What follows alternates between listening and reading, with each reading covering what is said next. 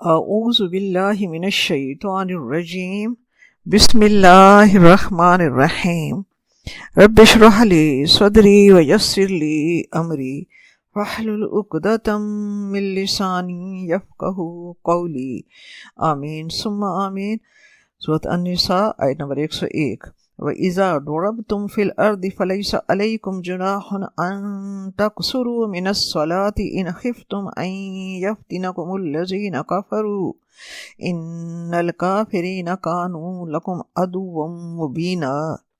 اے مسلمانوں، جب تم زمین میں سفر کرو تو تم پر کوئی گناہ نہیں اگر تم نماز کو کچھ کم کر لیا کرو، اگر تمہیں اندیشہ ہو کہ کافر تمہیں نقصان پہنچائیں گے، یقیناً یہ کافر تمہارے کھلے دشمن ہیں۔ گزشتہ آیات میں جہاد اور ہجرت کی فضیلت کا ذکر تھا۔ ان دونوں میں انسان کو سفر پیش آتا ہے، نیز ایسے سفر میں اور اس زمانے میں خصوصاً جب کفار اور مخالفین کی طرف سے خوف اور خطر بھی ہوتا تھا، اس لیے ایسی حالت سفر میں نماز کی کمی کی رعایت دی گئی ہے کہ اگر تم سفر میں ہو تو کوئی حرج نہیں ہے کہ تم نماز کو قصر کر لو، یعنی نماز کو کم کر کے پڑھو۔ تو یہاں لفظ ہے فَلَيْسَ عَلَيْكُمْ جُنَاحٌ، کہ تم پر کوئی گناہ نہیں کہ اگر تم ایسا کرو۔ تو اس سے تو یہ ظاہر ہوتا ہے کہ اگر ایسا کر لو یا نہ کرو تمہاری مرضی پر منحصر ہے، لیکن نہیں، ایسا نہیں ہے۔ اس کا یہ مطلب نہیں ہے کہ تم چاہو تو قصر کر لو اور چاہو تو قصر نہ کرو، نہیں، یہ عربی کے طرز انداز کی بات ہے۔ بالکل یہی طرز انداز جو ہے، یہ طرز تخاطب اور طرز تکلم جو ہے، وہ سورۃ البقرہ کی آیت نمبر 158 میں بھی ہے کہ ان الصفا والمروۃ من شعائر اللہ فمن حج البیت او اعتمر فلا جناح علیہ ان یطوف بہما، کہ بے شک صفا اور مروہ اللہ کی نشانیوں میں سے ہے، پس جو حج کرے اور عمرہ کرے تو اس پر کوئی گناہ نہیں کہ وہ ان دونوں کا طواف کرے۔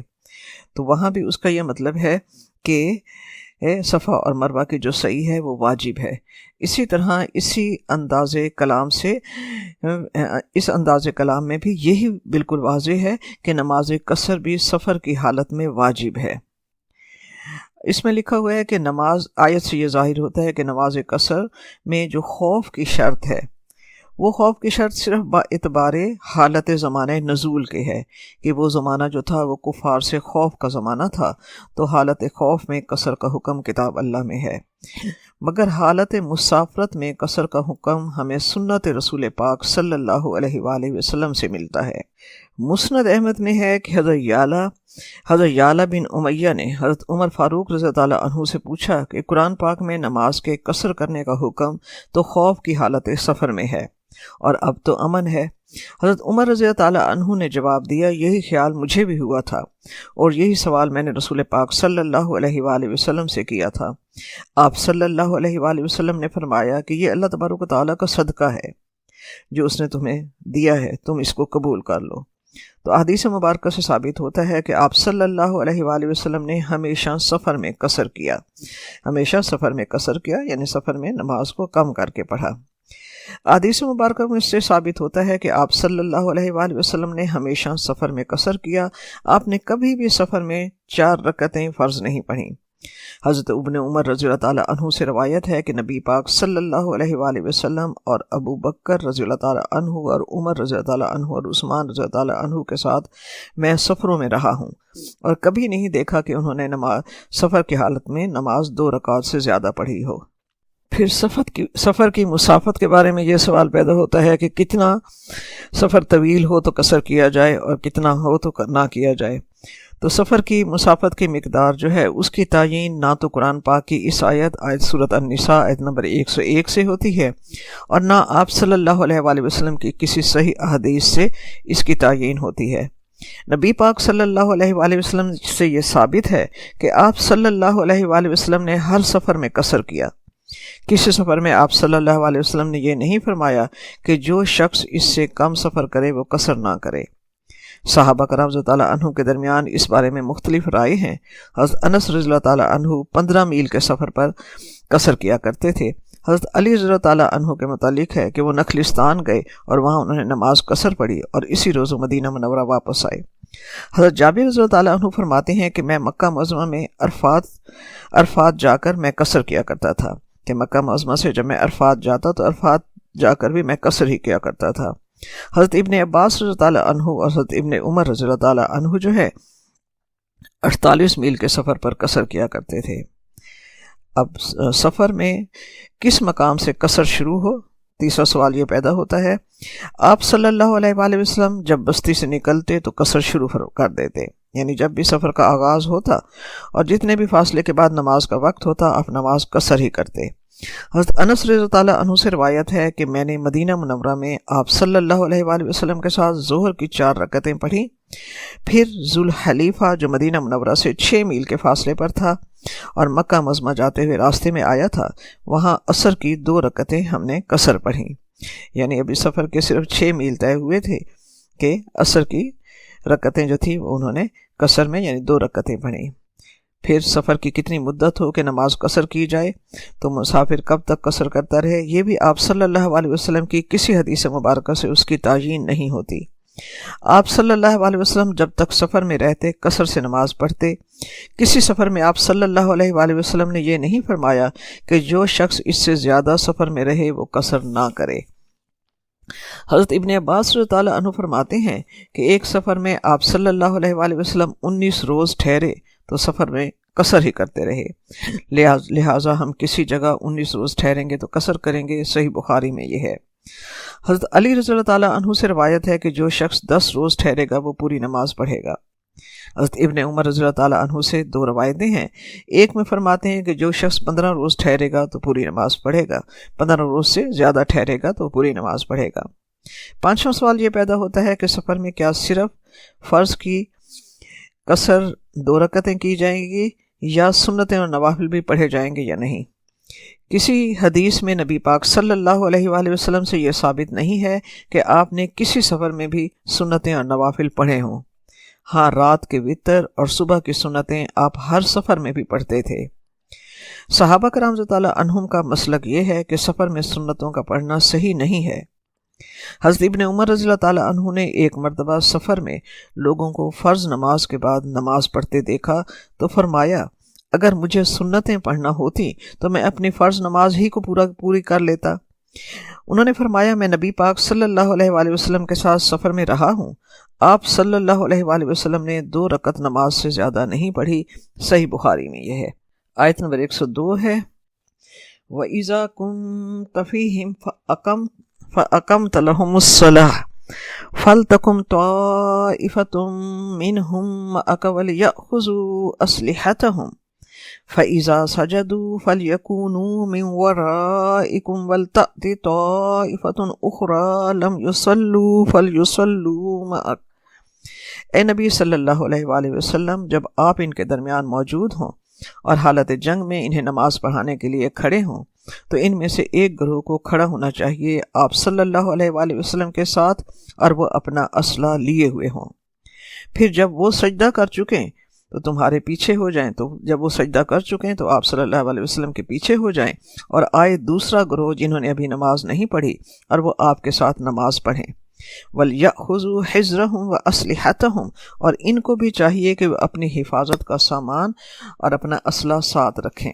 وَدَّ الَّذِينَ كَفَرُوا لَوْ تَغْفُلُونَ عَنْ أَسْلِحَتِكُمْ وَأَمْتِعَتِكُمْ فَيَمِيلُونَ عَلَيْكُمْ مَيْلَةً وَاحِدَةً۔ یہ کافر لوگ تو اسی طاق میں رہتے ہیں کہ تم جیسے ہی اپنے اسلحہ اور ساز و سامان سے ذرا غافل ہو تو وہ تمہیں ایک دم تم پر ٹوٹ پڑیں۔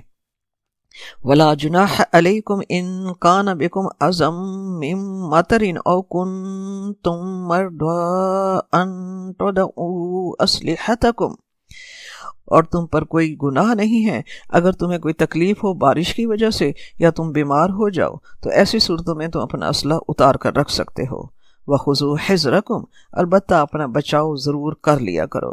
ان اللہ اعد للکافرین عذابا مہینا یقیناً اللہ تعالیٰ نے کافروں کے لیے بہت ذلت آمیز عذاب تیار کر رکھا ہے۔ گزشتہ آیت میں حالت سفر میں نماز قصر کا حکم تھا، اس آیت میں حالت جنگ میں نماز خوف پڑھنے کا طریقہ بتایا گیا ہے۔ اس آیت کی شان نزول یہ ہے کہ حضرت ابو ہریرہ رضی اللہ تعالیٰ عنہ سے روایت ہے کہ ایک جنگ کے دوران آپ صلی اللہ علیہ وآلہ وسلم دجنان اور اسفان کے درمیان آپ صلی اللہ علیہ وسلم نے اپنی فوج کے ساتھ پڑاؤ کیا۔ مشرکوں نے کہا ان مسلمانوں کی ایک نماز ہے جسے وہ اپنے باپ اور بیٹوں سے زیادہ محبوب رکھتے ہیں، اور وہ ہے عصر کی نماز، لہٰذا تم اپنے اسباب جمع کرو اور اس وقت ان پر یکبارگی حملہ کر دو۔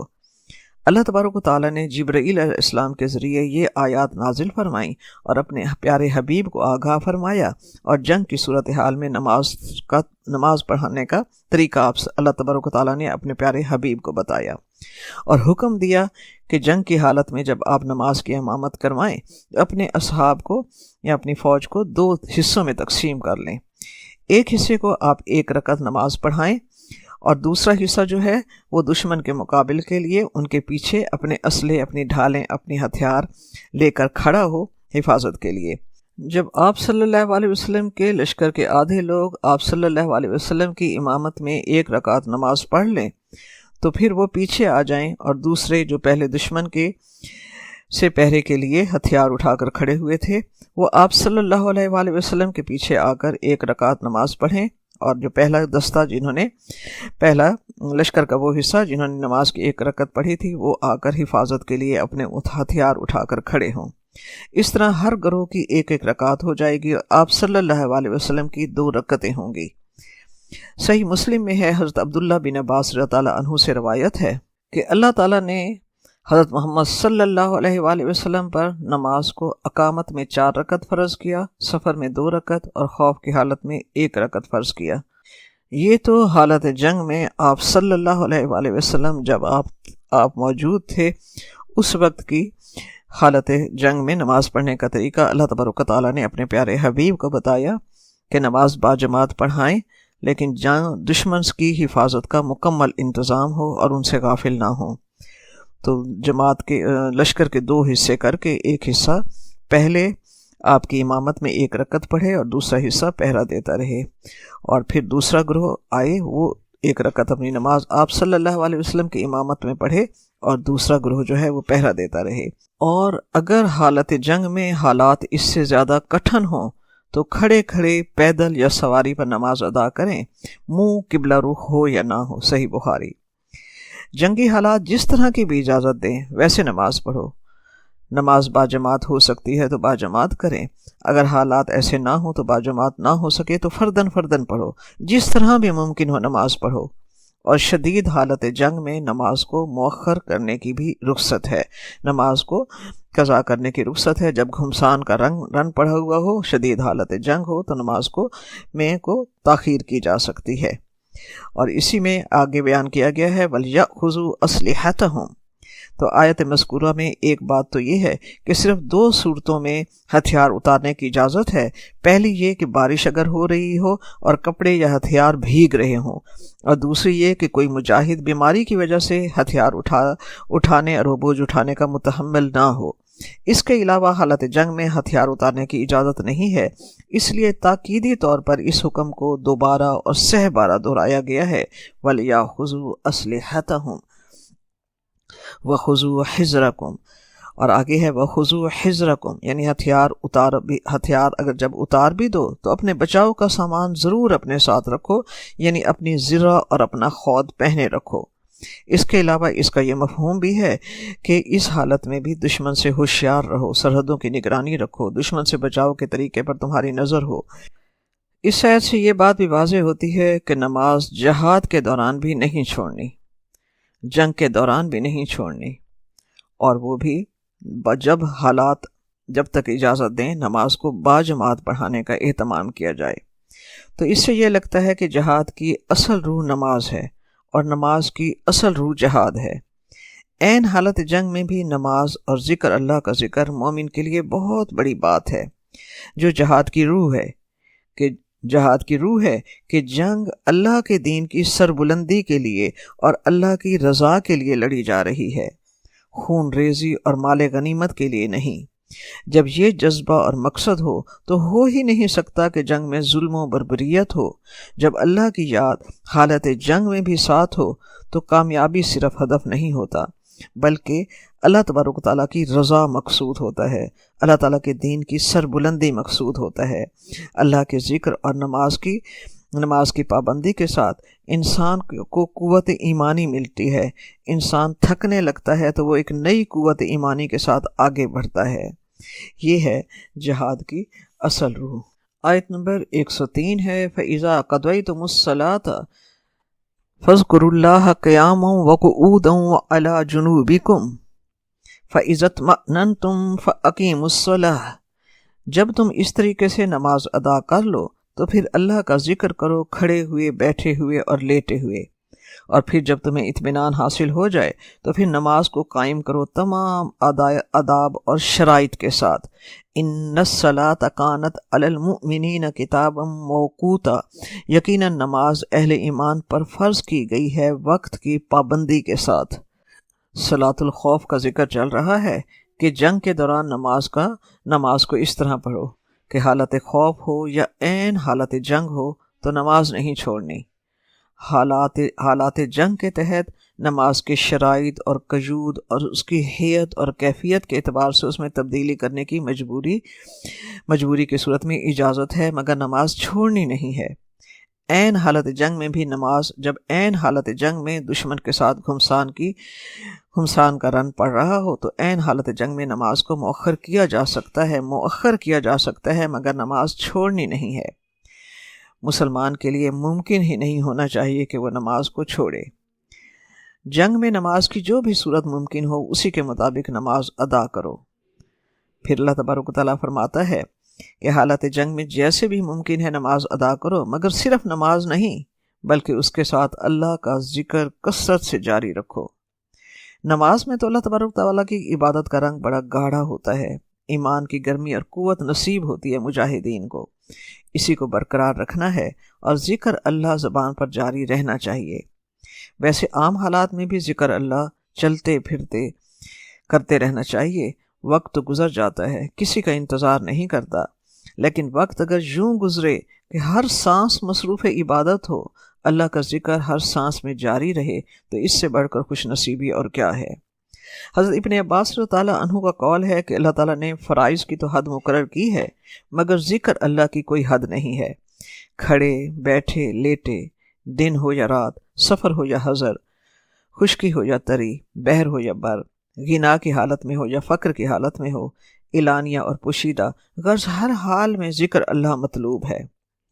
سورۃ عنکبوت میں اسی چیز کی تاکید ہے، وَلَذِكْرُ اللَّهِ أَكْبَرُ، اللہ کا ذکر بہت بڑی چیز ہے۔ اور اللہ کے ذکر کی سب سے بہترین شکل کیا ہے؟ اللہ تبارک و تعالیٰ نے فرمایا، اِنَّا نَحْنُ نَزَّلْنَا الذِّكْرَ وَإِنَّا لَهُ لَحَافِظُونَ، ہم نے یہ ذکر نازل کیا ہے اور ہم ہی اس کی حفاظت کرنے والے ہیں۔ یعنی اللہ تبارک و تعالیٰ نے قرآن کو ذکر کہا ہے، تو ذکر کی سب سے بہترین شکل قرآن مجید ہے۔ قرآن مجید پڑھنا اور پڑھانا یہ ذکر کی بہترین اور اونچی شکل ہے۔ پھر قرآن پاک میں اللہ تبارک و تعالیٰ نے فرمایا، اقم الصلاۃ لذکری، میرے ذکر کے لیے نماز قائم کرو۔ تو نماز قائم کرنا اللہ کے ذکر کی اعلیٰ شکل ہے۔ پھر ذکر کی یہ اعلیٰ شکلوں کے ساتھ ذکر کے اور بہترین کلمات جو ایک مومن کی زبان پر جاری رہیں، اس میں کلمہ لا الہ الا اللہ، سبحان اللہ وبحمدہ، سبحان اللہ العظیم، اللہ کا ذکر، اس سے زبان ہر وقت تر رہنی چاہیے۔ یہ وہ بہترین ذکر ہے جو اللہ تعالیٰ کو بہت پسندیدہ ہے۔ ایک بدو آپ صلی اللہ علیہ وآلہ وسلم کے پاس آیا اور کہا، یا رسول اللہ، مجھے اسلام کے احکام جو ہیں وہ مجھے بہت زیادہ لگتے ہیں، میرے بس میں نہیں ہے کہ میں ان سب پر عمل کروں۔ مجھے ایک چیز بتا دیں جسے میں مضبوطی سے پکڑ لوں اور میرا بیڑا پار ہو جائے۔ آپ صلی اللہ علیہ وآلہ وسلم نے ارشاد فرمایا، ایک بات پکی کر لو کہ تمہاری زبان اللہ کے ذکر سے ہر وقت تر رہنی چاہیے، بس اتنا کر لو، باقی تمہیں اللہ پوری کروا دے گا۔ شیخ عبد القادر جیلانی کے پاس ان کا ایک مرید آیا، کہنے لگا کہ میں ذکر تو بہت کرتا ہوں زبان سے، لیکن دل میں نہیں اترتا، دل ساتھ نہیں دیتا۔ انہوں نے جواب دیا، یہ تھوڑی بات ہے کہ اللہ نے تمہاری زبان کو ذکر کے لیے قبول کر لیا ہے، تو اس پر اللہ کا شکر ادا کرو۔ ذکر اللہ اصل میں بہت اچھے ریمائنڈر کا کام دیتا ہے۔ انسان جس کام کے لیے آگے بڑھے، ذکر اللہ ساتھ ہو تو اس کا دل مضبوط ہوتا ہے، اور وہ یہ کام اس کا دل مضبوط ہوتا ہے کہ یہ کام وہ اللہ کے لیے کر رہا ہے۔ پھر اسے مشکلات مشکل نہیں لگتی، پھر اس کی نظر کامیابی یا ناکامی پر نہیں ہوتی۔ انسان اپنی جان لگا دیتا ہے کہ اللہ نے ہماری صرف کوشش اور لگن دیکھنی ہے۔ اللہ کو رزلٹ سے کوئی سروکار نہیں، نتیجہ تو میرے اللہ کے ہاتھ میں ہے۔ اللہ کے ساتھ اللہ تبارک و تعالیٰ کے سامنے تو ہمارا اخلاص، ہماری کوششیں جو ہیں وہ اللہ تبارک و تعالیٰ کے نزدیک بہت بڑی چیز ہے۔ اسلام رزلٹ اورینٹڈ نہیں ہے، اسلام ایفرٹ اورینٹڈ ہے۔ مومن کی کوشش دیکھی جاتی ہے، نتیجہ اللہ تبارک و تعالیٰ کے ہاتھ میں ہوتا ہے۔ اسی آیت میں آگے بتایا گیا ہے فَإِذَا اطْمَأْنَنْتُمْ فَأَقِیمُوا الصَّلَاةَ، جب تم حالت اطمینان میں آ جاؤ، یعنی جب تم زمانہ امن میں ہو تو پھر نماز کو پوری شرائط کے ساتھ قائم کرو۔ تو جب اطمینان ہو تو نماز کو قاعدے کے موافق مقررہ اوقات میں صحیح تمام تر شرائط و قواعد کے ساتھ پڑھنا کتاب موقوتہ تم پر فرض کر دیا گیا ہے۔ مقررہ اوقات میں نماز کی پابندی کرنا۔ ایک دن جبرائیل علیہ السلام آپ صلی اللہ علیہ وسلم کے پاس تشریف لائے اور انہوں نے نماز کو تمام نمازوں کو اول وقت میں پڑھایا۔ دوسرے دن جبرائیل علیہ السلام تشریف لائے اور تمام نمازوں کو آخر وقت میں پڑھایا۔ فقہا کے نزدیک نماز کے اوقات کار یہ ہیں کہ ظہر کا وقت جو ہی سورج ڈھلے اور سایہ 2 انچ کے قریب ہو تو ظہر کی نماز کا اول وقت شروع ہو جاتا ہے، اور ظہر کی نماز کا آخری وقت جب ہر چیز کا سایہ اس کے برابر ہو جائے تو وہ ظہر کی نماز کا آخری وقت ہوتا ہے۔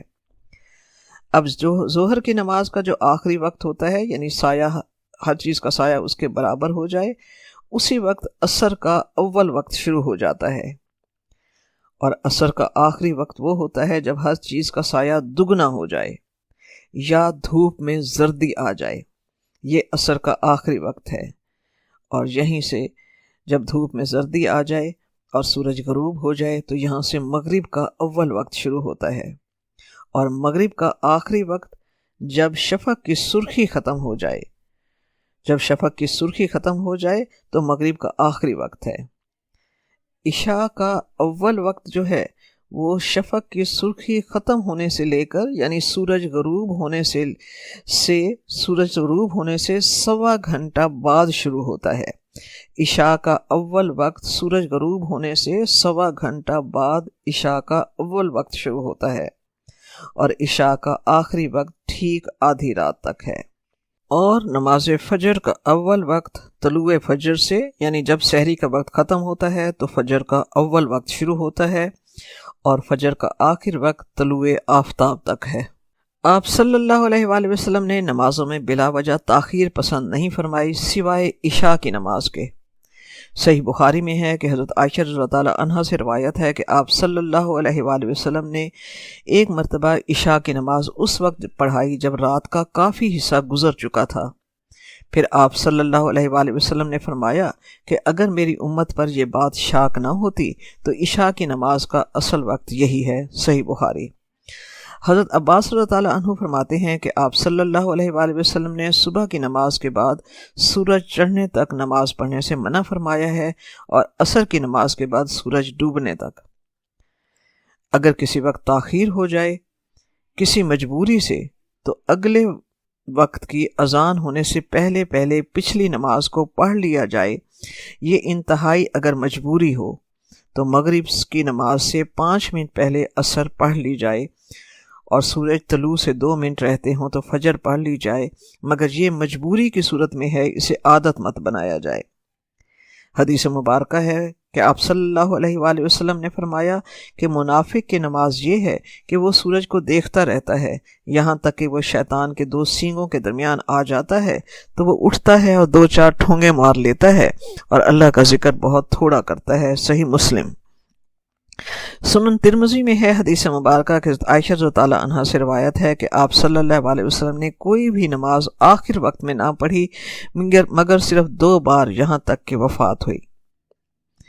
نمازوں کے اوقات، طریقہ کار اور ارکان ہمیں رسول پاک صلی اللہ علیہ وآلہ وسلم کی سنت سے ملتے ہیں، اور نماز کے ارکان کی تعدیل اور حیت اور حسن بھی رسول پاک صلی اللہ علیہ وسلم کی سنت کا فیضان ہے کہ آج پونے 1500 سال گزرنے کے باوجود اس میں اختلاف نہیں ہے۔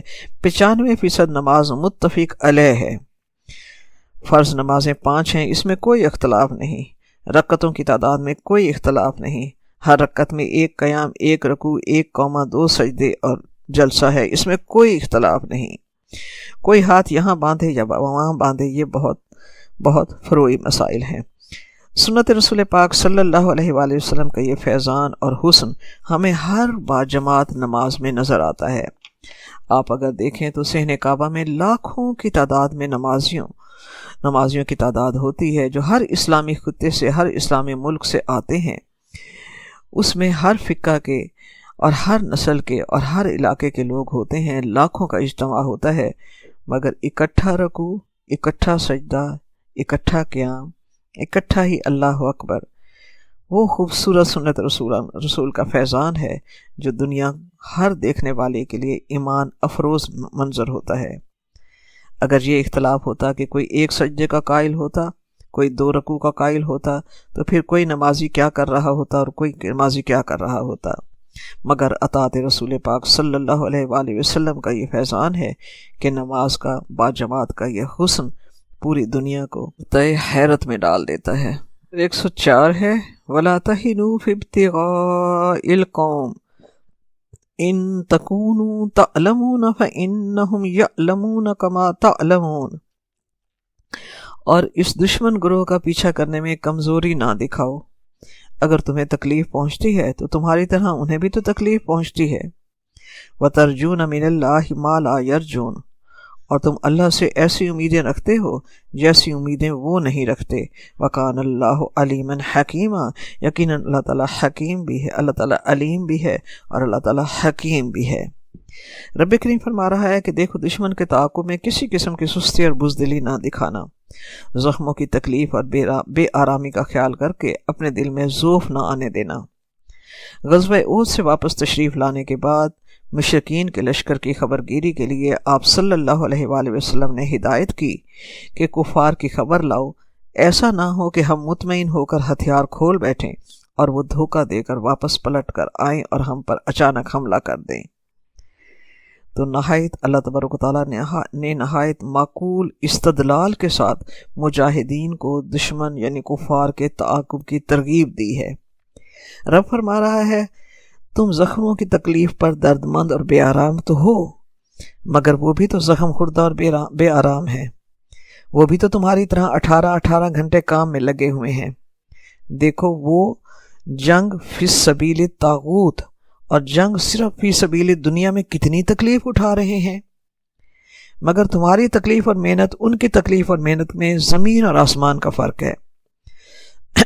تمہاری تکلیف اور محنت میں اور ان کی تکلیف اور محنت میں زمین و آسمان کا فرق ہے، اور دونوں کا انجام اور صلہ بھی برابر نہیں ہے۔ جب وہ باطل پر ہو کر اتنی محنت کر رہے ہیں تو تم حق پر ہو کر اتنی مشقت کیوں نہیں اٹھا سکتے؟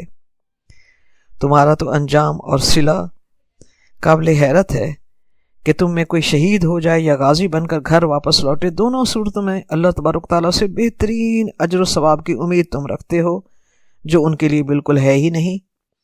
وہ تو صرف دنیا کے لیے اتنا کچھ برداشت کرتے ہیں، مگر تم تو خوش نصیب ہو کہ تمہارے لیے اللہ تعالیٰ نے دنیا میں بھی سرخروئی کے ساتھ اور آخرت کے انعامات کا وعدہ بھی کر رکھا ہے۔ دنیا میں بھی رب کریم تمہیں سرخروئی کا وعدہ ہے اور آخرت میں بھی بہترین انعامات کا وعدہ ہے۔ آیت نمبر 105 اور 106 کو ہم اکٹھا لیتے ہیں۔ اِنَّا أَنزَلْنَا إِلَيْكَ الْكِتَابَ بِالْحَقِّ لِتَحْكُمَ بَيْنَ النَّاسِ بِمَا أَرَاكَ اللَّهُ وَلَا تَكُن لِّلْخَائِنِينَ خَصِيمًا وَاسْتَغْفِرِ اللَّهَ إِنَّ اللَّهَ كَانَ غَفُورًا رَّحِيمًا۔ اے نبی صلی اللہ علیہ وآلہ وسلم، یقیناً ہم نے آپ پر کتاب نازل کی ہے حق کے ساتھ، تاکہ آپ لوگوں کے مابین فیصلہ کریں اس کے مطابق جو اللہ نے آپ کو دکھایا ہے، اور آپ خیانت کرنے والوں کی طرف سے جھگڑنے والے نہ بنیں، اور اللہ تبارک تعالیٰ سے استغفار کریں، یقیناً اللہ تعالیٰ بخشنے والا اور بہت رحم کرنے والا ہے۔ ان 2 آیات کا شان نزول جو ہے ایک واقعہ ہے جس کو بنیاد بنا کر مسلمانوں کو ہدایت کی گئی ہے کہ ایسے موقع پر مسلمانوں کو کیا کرنا چاہیے۔ اس واقعہ کا خلاصہ بروایت حدیث اس طرح ہے کہ مدینہ میں ایک انصار خاندان بنو عبیرک کے نام سے آباد تھا۔ اس میں ایک شخص بشیر نامی منافق تھا، بظاہر مسلمان بنا ہوا تھا مگر حقیقت میں وہ منافق تھا۔ اس نے ایک انصاری رفع رضی اللہ تعالیٰ عنہ کے گھر سے نقب لگا کر آٹے کا ایک تھیلا اور ایک زیرہ چوری کی۔ اس زمانے میں مدینہ میں گندم کا آٹا بہت کمیاب تھا، عام خوراک جو تھی وہ جو کا آٹا تھا، تو گندم کا یہ آٹا مدینہ میں ملتا بھی نہیں تھا۔ اس نے چالاکی یہ کی کہ آٹے کا یہ تھیلا اور زیرہ راتوں رات ایک یہودی کے ہاں امانت رکھ آیا۔ اب جن کا مال چوری ہوا تھا انہوں نے بعض قرائن قویہ کی بنا پر بشیر پر ہی شبہ کیا۔ انہوں نے انکار کر دیا اور ڈھونڈتے ڈھانڈتے یہ یہودی کے گھر سے چوری شدہ مال جو ہے وہ برآمد ہوا، کیونکہ آٹے کے تھیلے میں سوراخ تھا، اور وہاں جب آٹا لے جایا گیا تو راستے میں تھوڑا بہت آٹا اپنا نشان چھوڑتا چلا گیا، اور اس طرح وہ پیچھا کرتے ہوئے وہ اس یہودی کے گھر تک پہنچے۔ جب یہودی کے گھر پہنچے تو یہودی سے کہا کہ یہ مال تمہارے گھر سے برآمد ہوا ہے، تم چور ہو۔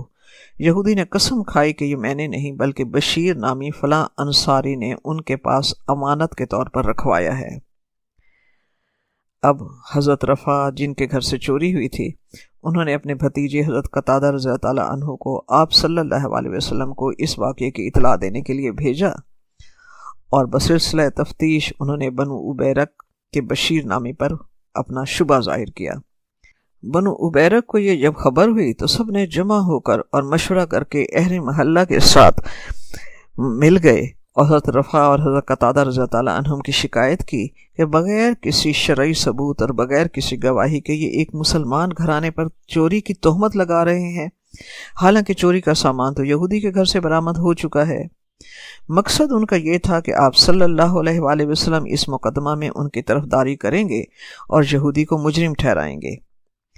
تو بشیر کے حمایتوں نے بشیر کو بری ٹھہرانے کے لیے قسمیں بھی کھائیں اور ان کے حمایتی بھی بن گئے، اور سارے کے سارے اس کے حق میں کھڑے ہو گئے، جس کے نتیجے میں آپ صلی اللہ علیہ وآلہ وسلم ان خائنوں کی باتوں میں آ گئے اور یہودی کو جھوٹا سمجھا۔ قریب تھا کہ آپ صلی اللہ علیہ وسلم اس انصاری کو جو واقعی مجرم تھا آپ اسے بری قرار دے دیتے، گواہوں اور شواہد کی موجودگی کی وجہ سے کہ اللہ تبارک و تعالیٰ نے پورے 2 رکوع اس بارے میں نازل فرما کر اپنے پیارے حبیب صلی اللہ علیہ وسلم کو اس غلط فیصلے میں کرنے سے روک دیا اور واقعہ کی حقیقت منکشف کر دی اللہ تبارک و تعالیٰ نے۔ تو ایسے معاملات کے متعلق اللہ تبارک و تعالیٰ نے تا قیامت ایک عام ہدایات دے دیں۔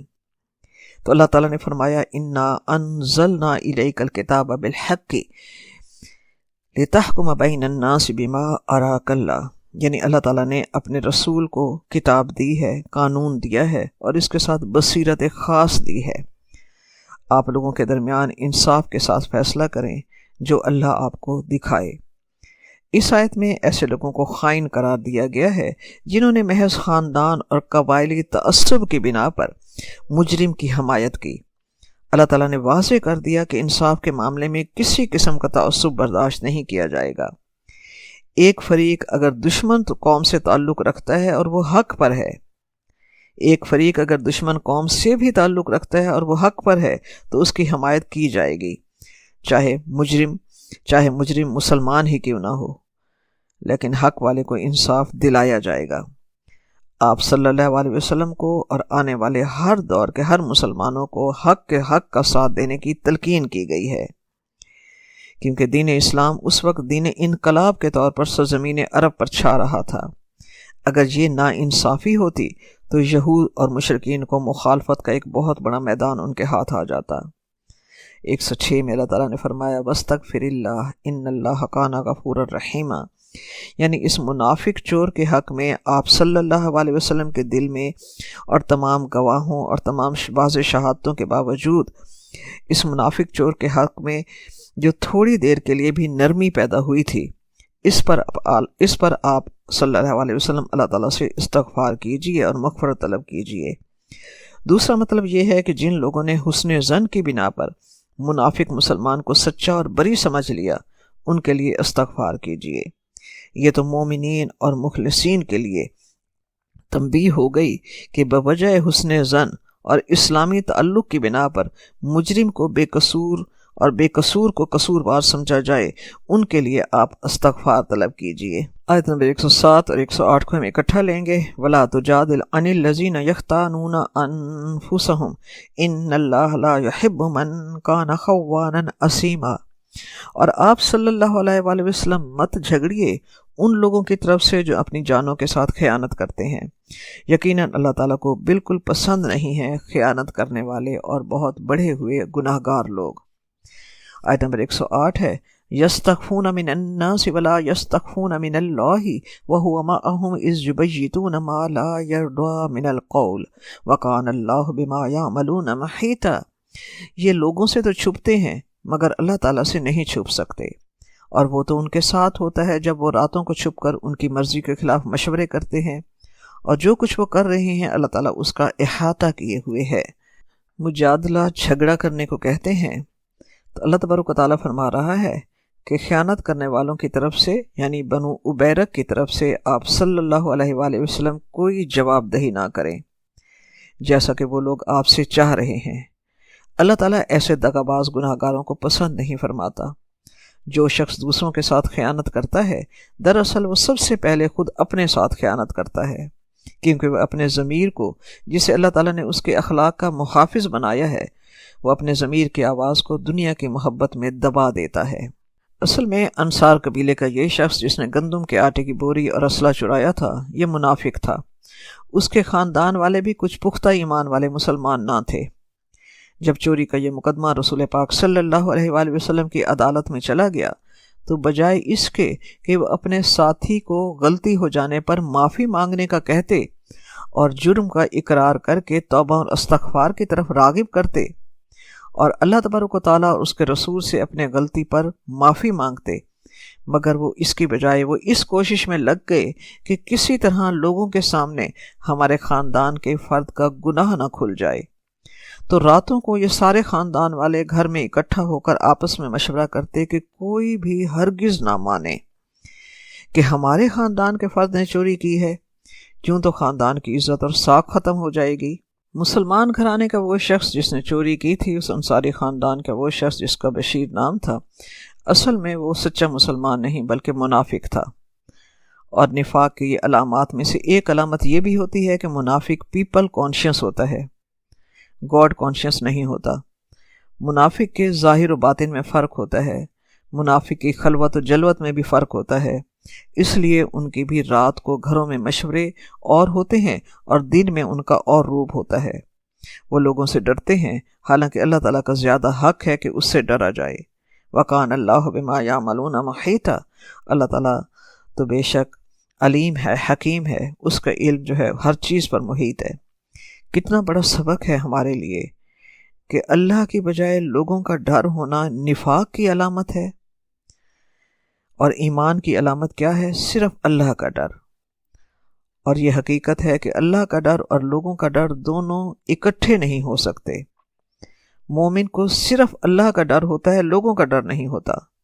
منافق کو لوگوں کا ڈر ہوتا ہے، اللہ کا ڈر نہیں ہوتا۔ ہم اپنے آپ کو چیک کریں کہ ہمارے دل میں کیا ہے۔ اگر ہمارے لبوں پر یہ جملہ آئے کہ لوگ کیا کہیں گے، تو پھر ہمیں اپنے ایمان کو تولنا چاہیے کہ ہم ایمان کے کس درجے پر ہیں۔ تو یہ ان کے ایمان کی کمزوری کی دلیل تھی کہ وہ سمجھتے تھے کہ ہمارے منصوبوں سے ہمارا جرم چھپ جائے گا، چاہے وہ کسی اور چال سے اپنے مجرم کے جرم کو چھپا لیں گے۔ مگر اللہ تعالیٰ تو سمیع بصیر ہے، اللہ تعالیٰ سے وہ کیسے چھپ سکتے ہیں؟ اگر ان کا ایمان پختہ ہوتا تو وہ یقین رکھتے کہ اللہ تعالیٰ تو ہمیں ہر وقت دیکھ رہا ہے۔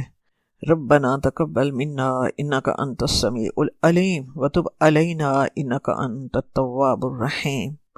اللہم انفعنا بما علمتنا وعلمنا ما ينفعنا وزدنا علما، آمین ثم آمین۔